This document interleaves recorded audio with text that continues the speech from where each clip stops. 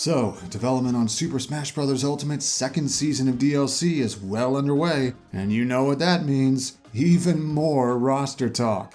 Fighters Pass Volume 2 is here to grant one more chance to join the fight for all the long-running fan favorites, new and rising stars, and unexpected surprises out there before things probably go quiet for a few years. And with the abrupt half reveal that this wave's first fighter will be someone from ARMS, it seems like things may go a little differently than they did in the first Fighters Pass. Or not, who knows. With everyone making their bets of who will get invited into this set of DLC, and scrambling to adjust their predictions after the recent reveal, I figure, why not throw my hat into the ring one more time? I have some educated guesses on how things might turn out the rest of the way, and they're a little different than what you might be hearing elsewhere. This won't be a clear-cut, here's exactly who I expect will get kind of video, because we all saw how unpredictable things got for Season 1. Instead, I want to focus on a handful of characters I think have enough going for them that they're worth taking seriously as potential newcomers. And for this video, we'll be focusing specifically on first-party characters. They may not be as fashionable to talk about as third parties are, but there's a lot of interesting options on offer who have a lot of fans that haven't really been getting a fair shake. Don't worry, there'll be a follow-up video where we get into guest fighters. Oh, and if you watch my stuff on a regular basis, have you subscribed and clicked that little bell icon down below so you don't miss that follow-up or any other videos when they're out? Want to try and reach 15,000 subscribers in total by that spot in June where E3 would have happened, so any help is appreciated. To get a better idea of what I think Sakurai and crew are going to look for in newcomers, let's go over some guidelines and try and find a method to the madness, so to speak. First, Sakurai went out of his way at the end of Byleth's presentation to say the DLC team is focusing on characters who can bring new mechanics or ideas to the game. It seems he wants to focus on making sure that each new addition to Ultimate's already gigantic roster does something we haven't seen before so people will see them in action and want to try them out themselves. And what little we know of the next DLC fighter rings true to that. The super long-range boxing in ARMS is so different that a character who interprets that into Smash is bound to feel unique. For potential newcomers, it's not just about who they are, it's also what they can do. Very different from how a lot of the Smash community has focused so hard lately on star power and collecting as many big names as possible. Sakurai does have a way of coming up with unique angles that none of us thought of, but he also can't just snap his fingers and conjure up a moveset for anyone, and we've even seen characters get left on the cutting room floor before because he didn't have a concept for them that he felt was good enough. For most of DLC, we never got a clear answer whether characters who already have non-playable roles in Ultimate were eligible to become playable fighters, but they may be this close to getting thrown a lifeline. ARMS already has 5 spirits, 2 Mii costumes, and an assist trophy, all covering many of its most prominent characters. And depending on who from the series ends up being DLC fighter number 6, one or more of these barriers could end up broken, though admittedly we don't know for sure yet. For this video, I've chosen to include characters who currently have spirits or costumes, particularly from the base game or the first season of DLC, but for now I chose not to include current assist trophies. Admittedly, it's mainly because there are a lot of non-assist trophy characters I think are worth talking about. Tell you what though, if we do get proof that assist trophies are eligible, then I'll do another video covering specifically them. The Smash community has this thing with obsessing over seniority and who has quote earned a slot the most, and then misunderstands why a lot of newcomers are actually chosen. Sakurai's been upfront about wanting to include some newer characters and rising stars alongside the older ones, because he thinks they should have a chance too.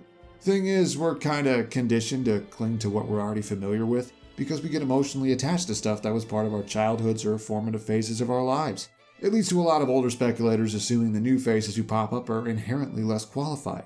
And when a newer character gets in who didn't have a huge bandwagon before the fact, they're usually met with hostility and blamed for stealing a slot from someone who deserved it more, and or accused of only making it in as a shallow attempt to advertise their game. It's as if a lot of the people saying such things think the only merit that character could possibly have had is as a promotional tool.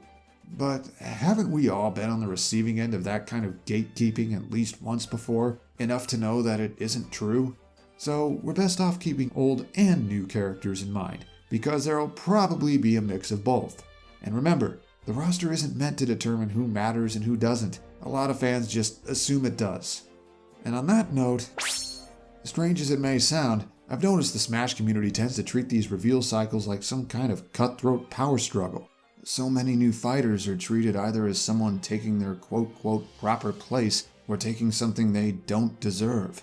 There's this underlying idea that the roster is supposed to reflect some hierarchy of characters or franchises, and any step that diverts from that is treated like a grave offense. And since everyone has their own ideas of who deserves more or less attention, things get confrontational. I think many of us are so used to interpreting everything as a zero-sum contest for dominance that it bleeds into the fandoms and communities that are supposed to be a breather from all the stress in our lives, and it's actively harming the well-being of everyone involved. All because of this idea that each Smash roster is supposed to balance the reps in the correct way, something the game's actual director doesn't even intend. So, can we at least attempt to stem the toxicity and view this more like Sakurai does, instead of treating any character outside our personal wish lists like they're the enemy? We're all fans here, right? So can we try to keep things open-ended and not go looking for fights? It'd be less painful for everyone involved, and it'd make it easier for us to figure out exactly who might get an invite next. And finally, despite everything we do to try and predict what'll happen, Smash reveals, like so much else, have a way of catching us off guard and doing things we never expected. And yet, after how many times it's happened, a lot of the Smash community still tends to tunnel vision on a small set of characters, treat them like they're shoo-ins, and hardly consider anyone else. It's as if the more a character is talked about, the more likely they're assumed to be regardless of their actual chances. Which becomes an issue when someone outside that narrow scope gets in, and people overreact in one of two directions depending on who it was. Sometimes the whole situation is blown up to be this huge, mind-blowing revelation that proves everything we thought we knew was a lie and anything canon will happen now. And sometimes it's treated like an act of betrayal and held up as proof Sakurai is just picking favorites and doesn't care about the real fans, which is a loaded phrase if I've ever seen one. And neither extreme is very healthy, mentally. While there's nothing wrong with getting emotionally invested in the idea that someone you really care about might get a chance to be part of such a monumental occasion, when actually speculating who might get in, it's better if we're more hands-off and analytical about it. And if something does pull the rug out from under us, it doesn't mean everything we know is wrong, nor does it mean Sakurai or someone else put their fingers on the scale. It just means we missed something. We can try and look into how and why it happened. I mean, actually how and why, not just all the hot takes and assumptions that happen at first, and then take what we learn into account going forward. With all of that in mind, let's see just which first-party characters are worth keeping an eye on. To begin, I actually want to cover a few of the aforementioned rising stars. We've had some notable new games enter the picture in just the past year or two, and several characters from them might be in perfect position to get an invite right now. And among the new titles is one that really stands out above the rest. Based on what we currently know, I believe the most likely new addition right now is Sword and Shield! Pokemon has been very consistent with getting newcomers whenever a new generation is relevant at the right time, and the series' 8th generation just recently kicked things off in grand, if somewhat controversial, fashion. With a lot of viable options on offer, yet no clear frontrunner so far, I think we're best off keeping several of the Galar region's most prominent members in mind. Right now, I believe the new starters and signature legendaries have the best chances of the bunch, so that's who I want to focus on the closest. There are several others I wouldn't rule out, but I think this group's in the best position. I might give a slightly Cinderace at the moment, but I could see any of these getting the call pretty easily. Sakurai emphasized wanting characters who could bring new mechanics or ideas to the table, and so we want to focus on any unique traits each potential newcomer could have. And fortunately, Pokemon characters tend to be very good about that. Between Rillaboom's blend of plant and music-based powers, Cinderace's pro-athlete motifs and habit of getting literally fired up by a cheering crowd, Inteleon's spy-like craftiness and long-range water snipes, Zacian and Zamazenta's nature as big, heavyweight quadrupeds with very different takes on the classic knight archetypes, they all have something to offer. I've even made full character concepts for 2 of them already, and I highly doubt they'll be the last. Speaking of, whoever would be chosen would also have a ton of moveset potential to build around. Pokemon characters tend to have extensive lists of techniques to go off of just from their game's mechanics alone. Their moves learn naturally by leveling up, by using specific items, through special tutoring from certain NPCs, through inheriting them from a parent in a different evolutionary line. It's a lot to work with. And that's not even going into each species' individual lore that often includes even more to build around. I have seen some people float the idea of another Pokemon trainer character using 3 Mons from the new generation, but I don't think that's very likely. Not only would it run the risk of making the current trainer feel less unique, it essentially requires 3 completely different sets of moves and animations for one DLC fighter, which is realistically asking a bit much. Though I also don't think we should rule it out entirely, especially with how much DLC lately has tried to be inclusive within the bounds of each character chosen.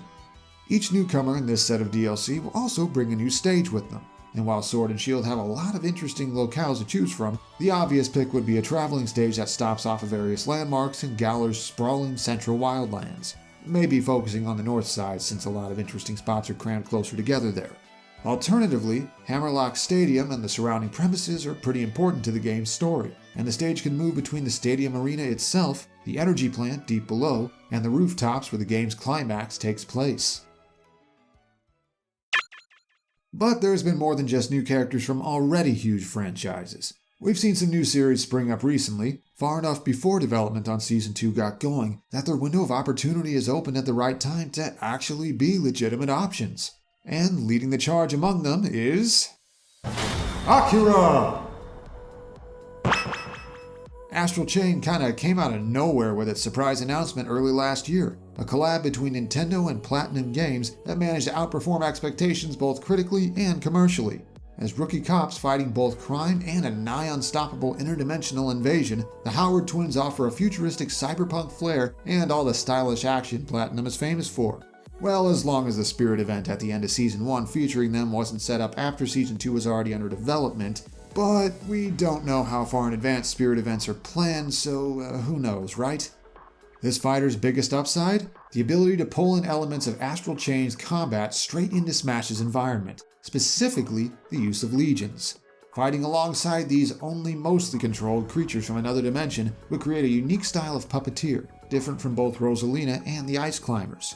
I can picture being able to freely direct your legion around, but it'd attack on its own if an enemy's nearby, not when you say so. With 5 different types of legions with their own distinct abilities, Smash could allow you to swap between the Sword Legion's well-roundedness, Arrow Legion's long-ranged attacks, Arm Legion's crushing power, Beast Legion's mobility, and Axe Legion's defensive prowess, bringing them into and out of battle while simultaneously managing their stamina gauge to ensure they don't get desummoned and become temporarily unavailable at an inopportune time. Combine that with standard attacks involving a high-tech police baton that can morph into a blaster or broadsword when the situation calls for it, and you have a moveset with incredible versatility and quite the learning curve.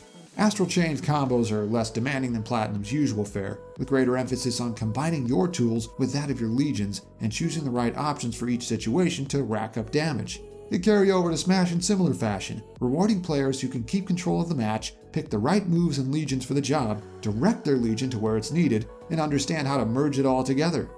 Astral Chain has a lot of notable set pieces that work great as stages, but a couple stand out to be the most. The highway featured in the game's intro chapter, and also part of another chapter later on, is one of them. But for something more dynamic, Harmony Square is important in a couple other chapters as well, and also offers the option to temporarily pull the area into the hostile astral plane mid-match, just like during certain events that I can't go into detail on without spoiling stuff. But Astral Chain ain't the only successful new kid on the block. Nintendo's been doing pretty well with new IPs lately. Our next candidate hails from a game that came out of nowhere back in the fall. Get ready to break a sweat, because here comes... Ring Fit Training! A spiritual successor to the Wii Fit series, Ring Fit Adventure blends exercise routines with action-adventure and RPG elements, taking a weird combination and sticking the landing so remarkably well that it became a surprise smash hit.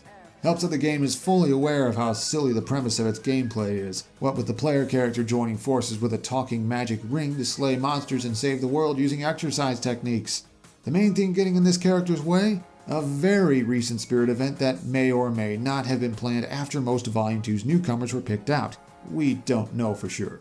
But if there's still a chance, this character is definitely ready to whip his or her opponents into shape. One look at combat in Ring Fit Adventure gives a good idea of how unique the trainee would look running around and fighting in Smash. Nothing like watching someone do a shoulder press in place as a magic energy fist appears out of nowhere and clocks anyone nearby. The long list of fit skills designed to simultaneously smite enemies and work out various parts of your body would function perfectly as various A-button attacks. But there's more. Ring has abilities of its own, from shooting blasts of air to suctioning in nearby items, to generating magic rings for crushing objects, to morphing to operate various vehicles and contraptions, all while providing occasionally awkward voice clips since the trainee is normally silent. Basically, there's a lot of moveset potential and personality here. Altogether, I picture this character being a very different take on the whole fitness angle than the Wii Fit trainer is, which is good since you don't want a newcomer to feel too close to someone who's already in unless they're an Echo fighter. Where the Wii Fit trainer uses a mix of long-range projectiles and close-range yoga poses, the Ring Fit trainee would stick more to mid-range spacing, using disjointed fit skills and other moves to beat out opposing attacks. Though I could still see them taking after their predecessor with a down special that buffs their stats, via something like quickly blending and chugging a smoothie or something like that. Ring Fit Adventure also has some surprisingly breathtaking locales to use as stages. The rolling fields and terrain of the very first stage could offer a panoramic backdrop to beat up your opponents in, though maybe one of the temple stages would be more fun to fight on, with their multiple pathways and various contraptions and obstacles. There's one more recent character I want to bring up. Nintendo's foray into mobile gaming as a side thing has had mixed reception over the past few years, but some of their games have done pretty well for themselves, enough that I wouldn't rule out a character from one of them getting an invite. Bound to be divisive not only for his platform of origin, but also his choice of weapon, it's Yuden! The prince is in a weird spot. His home game, Dragalia Lost, is a collab between Nintendo and mobile developer Cygames, though the Big N handles publishing and seems to be actively involved enough for it to qualify as a first-party franchise. The increasingly controversial free-to-play gacha elements and the fact that it's not available to play in most of Europe is a big potential roadblock that other characters don't have, unless there's a spin-off in the works or something that doesn't have those issues.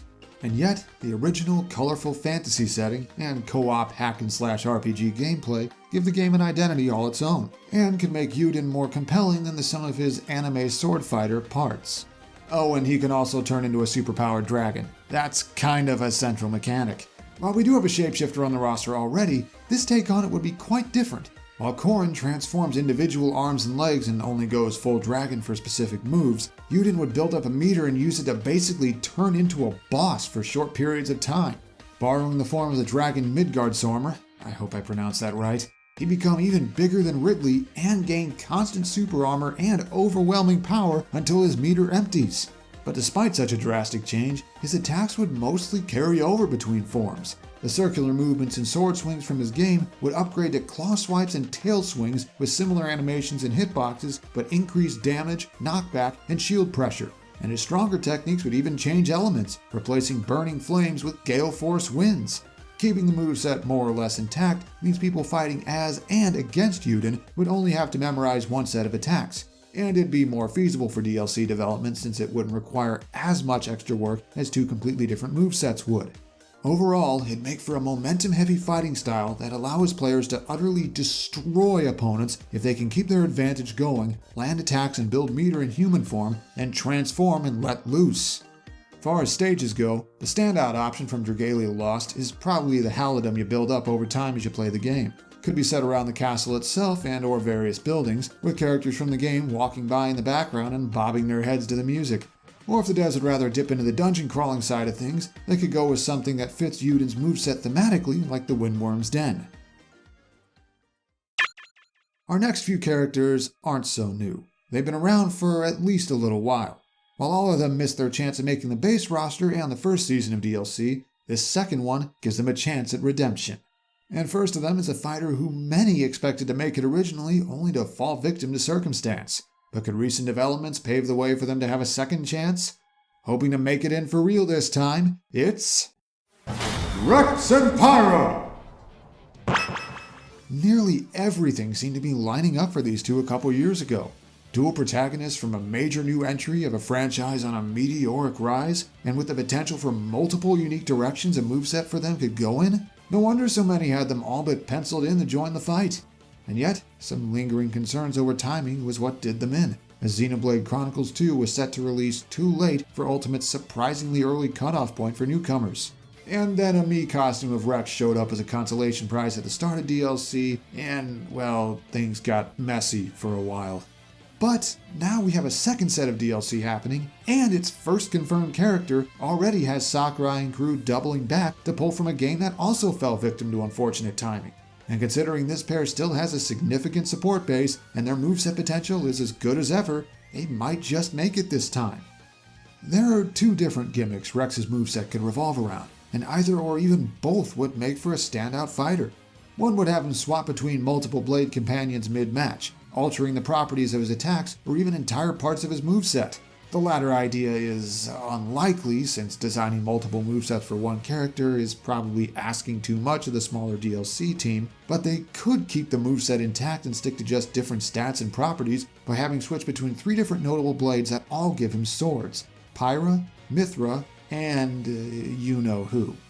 Alternatively, they could build around the affinity mechanic from Xenoblade 2 by having Pyra be physically present on stage, following Rex around like Nana and granting him stat buffs that get increasingly stronger the more time they spend close by each other. I focused on this idea for my own recent character concept of these two, so check that out if you want to see what they'd be capable of. Regardless of the details, their fighting style would likely be built around outranging and pressuring opponents with big, disjointed sword attacks with some extra stuff on top of it.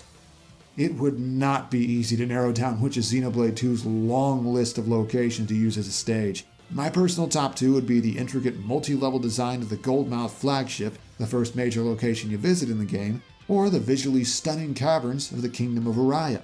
Sure, they could just use Gormott, but where's the fun in that? We already have a Xenoblade Grassland stage. From one popular hopeful to the next, our next character is another with a lot of support. More than they get credit for, really. In fact, it's kind of surprising this one still hasn't made it into Smash yet. But perhaps this could finally be that chance? Hoping to join his friends on the grandest of stages, it's... Bandana D! What is this, the third time this guy's been in one of these videos? Bandana D just can't catch a break when it comes to Smash. Ever since his breakout role in Kirby's Return to Dreamland, he's basically been the series' 4th main character and he's gained a major fan following. This captain of King Dedede's Royal Guard, who also happens to be friends with Kirby, has been right up there with the Puffball and King themselves, and Meta Knight, for 9 years and counting, and yet he just keeps missing his chance to get into Smash alongside them. But we know Sakurai has kept an eye on fan-favorite characters, and Bandana D did get a lot of turnout for the Smash Ballot a few years ago, so perhaps this could be his chance to finally join the fight. Especially if it turns out there's a new Kirby game in the works. It's been long enough since Star Allies that I wouldn't be shocked if a follow-up comes out later this year or early next, which would give him relevance on top of everything else. Though the main reason why Bandana D could be such an interesting newcomer is his weapon of choice. As a master spear fighter, he'd have a moveset built around a weapon that's seen very little use so far in Smash. And pulling from the various techniques of the spear ability, he'd have a focus on quick pokes and multi-hit spin maneuvers that'd be completely different from the long-range yet sluggish strikes of Byleth Aridfar. But he's not just a spear wielder. Bandana D could also pull from other abilities associated with his Waddle Dee brethren, mixing in attacks with a Parasol, which he has canonically used, or a Beam Wand in reference to the closely related Waddle Doos, would give him as much versatility as his species is known for. Maybe he could even have a custom-made spear that transforms into the Parasol or Wand for those moves. Hey, Dedede's Jet Hammer started out as a Smash original too. All while sporting the personality of a lovable underdog trying to prove himself that you just can't help but cheer for. This would also be a chance to finally get a stage from a modern Kirby game into Smash after that epic yarn idea back in Smash 4 fell through. The safest bet would be pulling from Star Allies since that's currently the most recent Kirby title, and the shrine where you can summon Bandana D and a lot of other characters from across the entire series would be both visually interesting and just asking for the kinds of cameos we've been seeing on other DLC stages. Or if there is a new Kirby game in the works that's set to be out before when they're planning on adding Bandana D's Challenger Pack to Smash, it'd be better to look at that game instead. Our last of the Redemption Seekers has seen a lot of ups and downs in recent years. Just bringing them up is bound to spark both heated arguments and pangs of nostalgia. But perhaps that is why they, even more than the previous two, are searching for a second chance to join the fight. Hoping to enter the fold for real, it's... Paper Mario! Oh boy, is this a deceptively touchy subject. The two-dimensional Mario from a parallel world of papercraft has been mired in controversy for several years and counting. in no small part because his only games in the past decade are one that was widely panned, one that fixed several of the former's problems but still missed the mark in other ways and got mixed reviews for it, and an intra-franchise crossover that felt a little too paint by numbers. Paper Mario, of all of Nintendo's characters, is really hoping to get the ball rolling again, and a Smash invite could be a step toward that. Though it certainly wouldn't hurt if, say, he actually did have a new game in the works right now set to be released later this year. It'd bring him back into the spotlight and raise his chances significantly that way. But newcomers aren't chosen just as a favor, they need something that helps them stick out from the endless crowd of candidates, which Paper Mario does have, thanks to his absolutely massive moveset potential from all the things he's done across his games. Jump and hammer attacks, badge techniques, items, the paper powers from the Thousand-Year Door, and even all the various sticker and card attacks from the two most recent games. Hey, just because they weren't as well received doesn't mean they should get excluded here. This is about making a compelling moveset, not making a statement. If the DLC team wanted to get really gimmicky, they could even work in the partner characters from the first 3 games. But it needed to be handled very carefully. You don't want to end up focusing so much on representation that it ends up making the moveset a bloated, unfocused mess. Though no matter which creative decisions went into his moveset, I could see this weird and quirky version of Mario having a weird and quirky version of Mario's fighting style. Very well-rounded and adaptable, but where the flesh and blood Plumber wants to get in opponents' faces and overwhelm them with rapid attacks, his paper counterpart would focus more on using weird mix-ups and keeping opponents guessing what he'll do next. There are a lot of choices for a Paper Mario stage, though ideally you'd need to have an identity separate from the one we already have. I could see something based on the stage backdrop that all battles in the Thousand-Year Door take place on, with pieces of the set falling down or getting destroyed and then replaced by new backdrops over time, and a live audience in the foreground that occasionally tosses items at the fighters. But if a new game really is happening, then we'd probably get a stage based on a location from that instead. Last, but not least, there's one more newcomer option we should talk about. With 2 sets of Smash DLC in the books now, the first Fighters Pass and Smash 4, there's been a recurring trend. One that we have precedent for now, and it isn't getting brought up much. But I think that, despite any controversy therein, we should at least take it seriously. Because I am very confident that one of the last characters in Volume 2 will be... You see, according to Sakurai, around the end of the past 2 batches of DLC, they've deliberately chosen a newcomer from a game that just came out recently. It seems they set aside a placeholder for this when they choose the rest of the batch of DLC, and then come back to it a few months later when it's almost time to start work on the character and narrow down exactly who they want. It's a controversial idea, since super recent characters that lack bandwagons tend to get branded as blatant advertisements who cut in line, but according to Sakurai, it's actually more because he thinks having a very recent character provides an interesting contrast compared to all the older ones. Given the circumstances, I would not be surprised in the slightest if DLC Fighter number 10 or 11 is another example of this. While we can't truly narrow down exactly who it could be, especially since they probably won't even commit to someone until like early next year, we can take what we've learned to get some idea. First, it'd probably be someone from a new entry in a series that's been around the block a while. Sakurai actually has a history of not adding characters from brand new franchises right as they debut, preferring to wait and see how things pan out with them first. But he's been more willing to take the risk on someone very new if they're from a series that people are already familiar with. Secondly, having some kind of unique angle seems to be even more important here than it is normally. Despite the anime swordsman talk, we know from Sakurai that both Corrin and Byleth were only given the green light once he was sure they wouldn't just be generic additions. We ended up with a half-dragon shapeshifter and a weapon master, so any spiritual successors of sorts would also have a unique angle like that. And lastly, we probably want to take the closest look at characters from games that come out around the very end of this year or the first half of next year.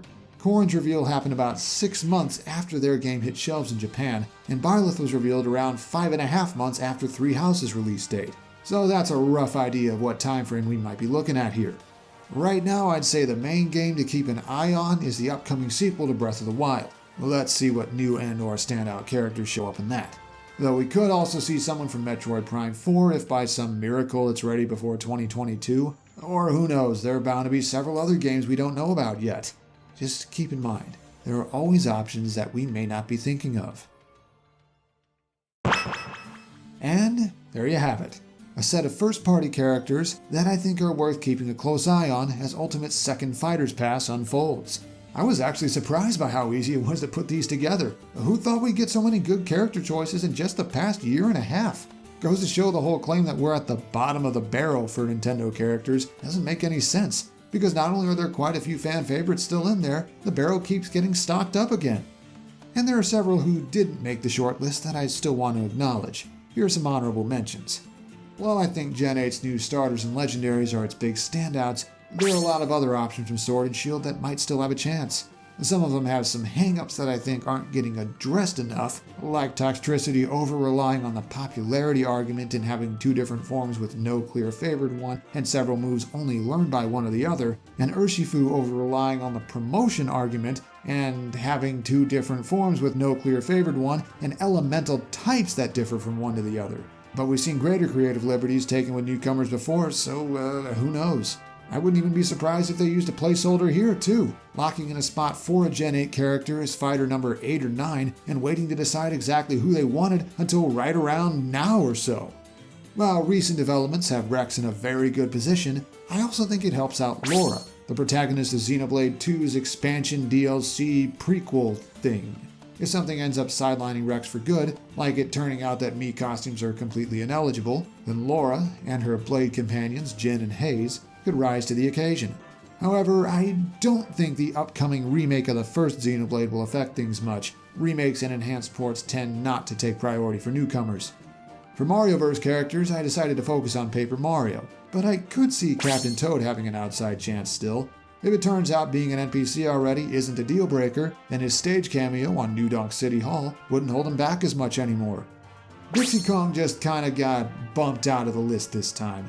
Still a cool character with a lot of support, and hey, if she can bring in more content from Donkey Kong Country Tropical Freeze, then I'm all for it. Also overshadowed this time was the cast of Rhythm Heaven. They're a bit of a long shot right now, but they can still have unique rhythm-based attacks, and if the franchise was seriously considered back in Smash 4 like the rumors say, then they may still have one foot in the door. Who knows, we might even get a retro throwback character.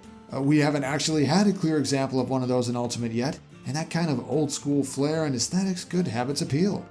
And, unlikely as it may be, I don't entirely want to rule out the possibility of more Echo Fighters as their own thing adjacent to the pass. Still feels like the concept has been underutilized, as I've covered twice now. Though I do disagree with one theory I've heard, I don't think they'd pack each newcomer with an Echo based on themselves. It'd limit the viable newcomer options to only characters who could have Echoes, and that'd be a little too restrictive. And of course, there are a lot of other characters I haven't mentioned. Just because I didn't name drop one or more of your favorites doesn't mean they don't matter. Whew, a lot to take in, huh? Goes to show just how much about this game there still is to talk about even more than a year in. First-party characters may not be as popular to speculate about, but there's still a lot worth acknowledging here. And from what I've seen, Nintendo's own characters still have a lot of fans hoping for that invite to come. But how about you? Which first-party characters are you still hoping to see get into this second round of DLC? Think of it as your chance to finally be heard. Special thanks to these people here for helping make this video happen, especially to my patrons. Double especially with how financially stressful things are for a lot of people right now. It means a lot to me that you still think I'm worth the support, seriously. And so, until next time, hang in there, alright? Hopefully delving into a topic as interesting as this helped make your day a little easier to get through.